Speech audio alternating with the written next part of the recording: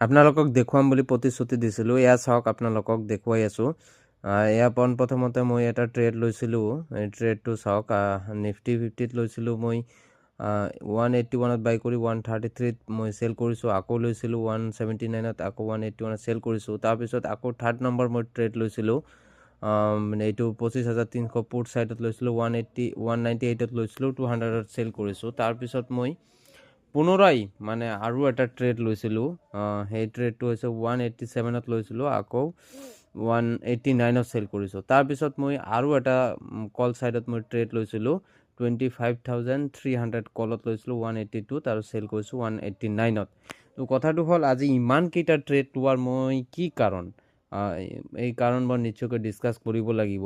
তাৰপিছত মই আপোনালোকক জনাম যে ট্ৰেডটো মই কিয় লৈছিলোঁ, সেই ট্ৰেডবিলাক যে মই ল'লোঁ, ইমানবোৰ ট্ৰেড মই লোৱাৰ কাৰণ কি আৰু কিয় ল'ব লগা হ'ল। তাৰপিছত মই এটা ভাল ট্ৰেড লৈছিলোঁ। এই ট্ৰেডটো মই পজিশ্যনেল ট্ৰেড, মই আপোনালোকক এই স্ক্ৰীণত দেখাই আছোঁ, চাওক।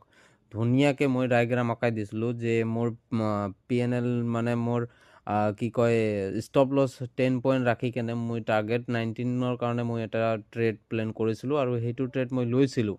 আৰু সেইটো ট্ৰেড মই লোৱাৰ পিছত আপোনালোকে চাই আছে যে 25,300 কলৰ ট্ৰেডটো পজিটিভ চলি আছে। 100 প্লাছ এয়া চাই আছে, 200 প্লাছ এয়া চাই আছে, আকৌ আকৌ আৰে আৰে আৰে আকৌ 200, আকৌ 100 আৰু এনেকৈ মানে আপোনালোকে চাই আছে, মানে এনেকুৱাকৈ আপ ডাউন কৰি আছে প্ৰফিটটো। এনেকুৱাকৈ 300 হৈ যায়, আকৌ 200ত গুচি আহে, আকৌ 200, আকৌ 300, আকৌ 100, এনেকুৱাকৈ মানে আপ ডাউন খুব বেছি কৰি আছিলে। আৰু মাৰ্কেটটো মানে মই আপোনালোকক এইটো মানে অলপমান স্পীড বঢ়াই কেনে দেখুৱাই আছোঁ, নহ'লে যথেষ্ট সময় হ'ব ভিডিঅ'টো।